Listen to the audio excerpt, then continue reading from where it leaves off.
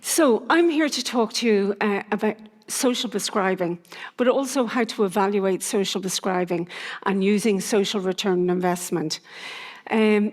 So why do we use health economics to evaluate? Evaluation is actually really important because it's a very structured way of looking at how to make choices, and that's around looking at scarce resources and what's the benefits and the values to people. And it also allows us to organise how we allocate resources, decide between what services to support and what trade-offs need to be made. But also we make sure that within an economics perspective that it's very much embedded within what we call neoclassical economics, so that it is robust and we can demonstrate exactly what we're doing.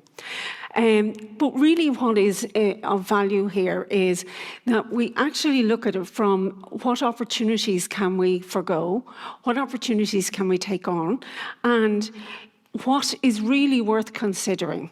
But we also have to be very mindful of both equity, equality, and justice. And these pictures actually just donate what we see in life, that not everybody has equal access to services. And similar to that, we have to build in the whole area of health inequalities and how important that is. And so in doing that, that allows us to understand what measures we can look at putting in place, what is important, and what is important to every individual, and making sure that everybody gets equal access to all services that are available, and that everything is shared equally among the population. So when it comes to economic evaluation, we look at all those methods, but how do we determine that in relation to what you've all probably heard around quality of life? So if you're going to invest, and particularly public health funds, into an intervention, you have to actually think about, well, what improvements are going to be made and what's actually really important. So there has to be a measure of movement for improvement.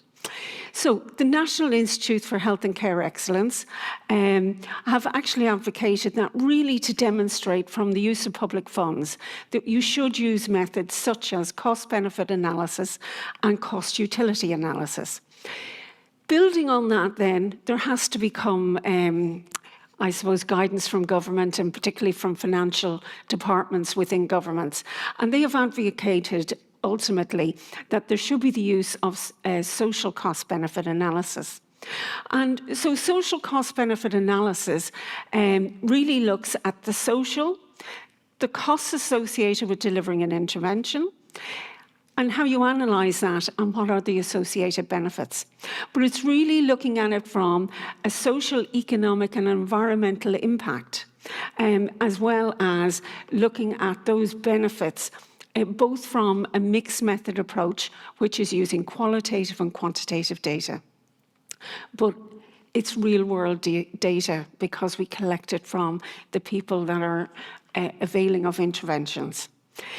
So why social return on investment? The approach, although it incorporates economic methods that are robust, it is really around looking at that investment that can come from multiple sectors. It can be philanthropic, it can be charitable, it can be public funds. But how are those investments used and how are they a benefit to the people? But social return on investment is a really structured framework that allows us to actually go out and investigate what's important for whom and why and in what circumstance. But it looks at it from an individual person who's end user who's impacted by the intervention, equally from the people who are commissioning and delivering the service, as well as those who are the policy making and decision makers. So we try and aim that our evaluation will cover all of that. And really, from that perspective, it's about looking at it for every pound or euro that's invested. What is actually that return on investment when you take out the changes and improvement, but also the resources that are used to actually run an intervention? So there's multiple stages and principles that are associated with a social return on investment. And similar to what Ruth mentioned, we use multiple methods. So ultimately, we start with identifying who our key stakeholders are. So if it's a new intervention that's going in, it's about understanding who are going to be the end users, who are the people who are commissioning and delivering the service, and ultimately, what is it that those policymakers want to actually change and improve. So in doing that, we identify who our stakeholders are. We engage through focus groups. We develop questionnaires for pre and post intervention. And then in addition to that, we will go back and do interviews or further focus groups to understand actually what has changed. But in the process, we outline and map what are the outcomes that are important. So those outcomes are going to be different for end users. The outcomes for an organisation that are delivering an intervention will be different because maybe it's the number of people that come through the door, the number of sessions that are delivered, but also from policymakers, their outcomes are going to be different. But ultimately, we want to be able to capture what is the return on investment. So a lot of the work that I do is around the use of social prescribing. So I'm sure a lot of you know about social prescribing, which is non-clinical interventions to address health and well-being. And it's around looking at using community assets, as was mentioned in the first session this morning, and about looking at what those community assets are and how they are of benefit. And a lot of these interventions are looking at things that are important, taking that equity and equality approach to it, ensuring that we look at health inequalities, making sure that we engage with deprived communities, and that we have a broad spectrum of the population represented. But a lot of the work I do as well is around nature-based social prescribing and those interventions that improve both physical health and well-being, as well as mental health and well-being. And how do we evaluate that? So today I'm going to talk to you about a number of case studies.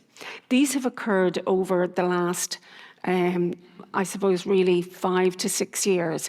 And there are various projects that we've run social return on investment on or other economic investment evaluations. So I'll start with the first one, and that is the health precinct. Now, the health precinct, we collected data from 2017 to 2019. And this particular project was delivered in North Wales, and it was a community using community resources. So it was looking at green open space as well as the local leisure centre. And how, with individuals who were referred to the GP, how could we look at putting in an intervention that they could take part in that would actually improve their physical health to stave off actually going for surgery for either knee or hip replacements, but in addition to that, improve their overall physical health and well-being. So the results actually from this project indicated that the social return on investment, you could actually, for every pound invested, you could make the return on investment was actually up to £5.07 for every pound that was invested. But in addition to that, it actually increased social connectedness. And this is a trend that we found with a lot of our projects. And that is that social connection actually meant that people were suffering from less loneliness. They were reconnecting with people in their own community, and they were becoming more cohesive within their own community as well. But the findings suggest that the social value that generated actually is really worth investing in for the return that is gained. So the next project was actually based, taking that area of social deprivation, and this was actually looking at using a green growing gardening project. And people were referred from their GP. And this took place in Ely, which is a very deprived area in Cardiff. And these people had a lot of chronic mental health conditions. And so they were referred. So over a period of 5 months, we had 79 people that were referred. And we looked, as I say, we met with the people, we understood what the outcomes that were important, and we really needed to know what the health benefits were. So there was also I mentioned they were referred from a GP, and they wanted to look at the return that they were going to gain for the investment. So we looked at the decreased use of medication, the decreased use of GP services and NHS services. And ultimately, you can see by the figures there that overall there is actually a saving as a result of social prescribing. And these people were people who were overusing the resources. So frequent attenders are people who use the GP up to 22 times over a 2-year period. So we actually, this particular green gardening project reduced the amount of GP visits and medication use as well.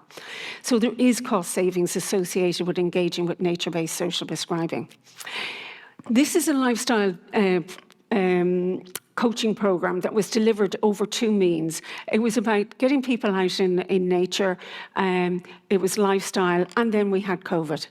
So how do you keep that lifestyle improvement element going, both from a physical and mental health and well-being?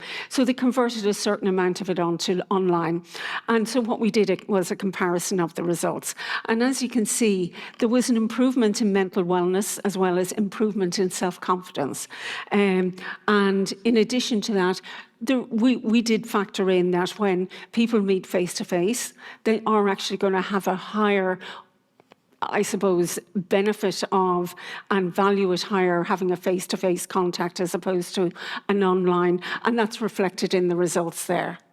But also it indicated that, be it whether it's a face-to-face or an online medium, as was over Cardiff, it actually had a positive social value that was generated as a result of the programme. The My Life programme was spread over 11 GP surgeries that were located in North Wales. And these particular were aimed at pre-diabetic people. And it was about looking about that person in contact, so a diabetes technician who would meet with people who were referred. And obviously, as you well know, in the use of health service, the likes of being a diabetic actually incurs greater use of health resources. So it was, how do you put in an intervention that will actually look at staving people becoming actually type 2 diabetics and use of resources. So the intervention was they meet with a diabetic technician, they either go to an exercise referral scheme based in nature, etc.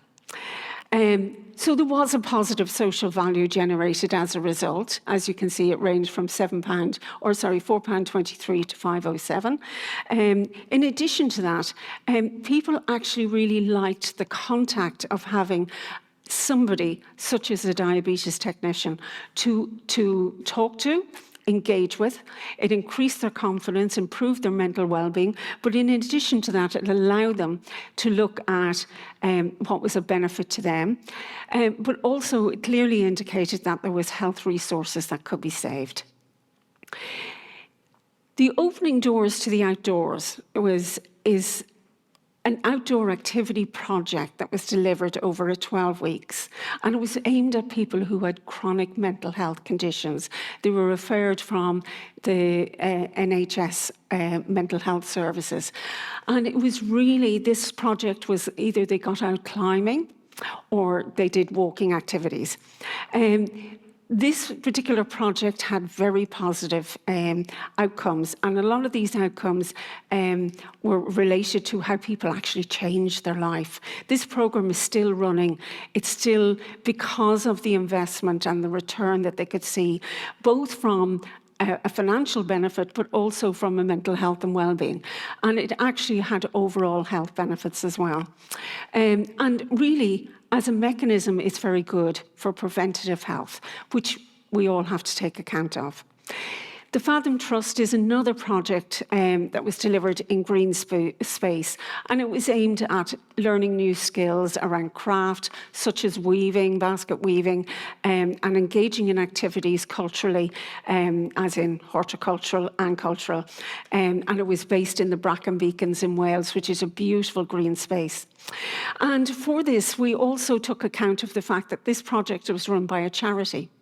And because this was a charity, they also needed to know, because they were quite in their infancy, whether they would be able to sustain moving forward.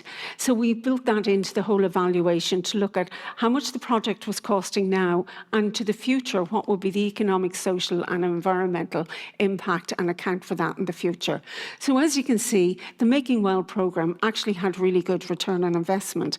But in addition to that, it allowed the charitable organisation to be able to take account of how they could look towards sustainability in the future for themselves. And the last project I'm going to talk to you about is actually the Enhancing Student Wellbeing through nature-based social prescribing. And that is actually with Wrexham University. And this particular project was to look at, they had a lot of green space, but how would that green space be used to enhance student wellbeing? So students actually were asked questions which can be difficult, such as how much would you be willing to pay to get access to real good quality green space. And it was something that Ruth mentioned in her presentation about having that quality green space locally and easy accessible.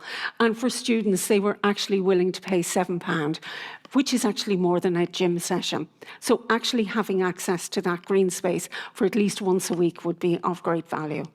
And in conclusion, that there has been further investment by Welsh Government now in that green pathway for students moving forward.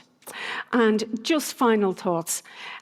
Ultimately, social cost benefit analysis does allow for the measurement and evaluation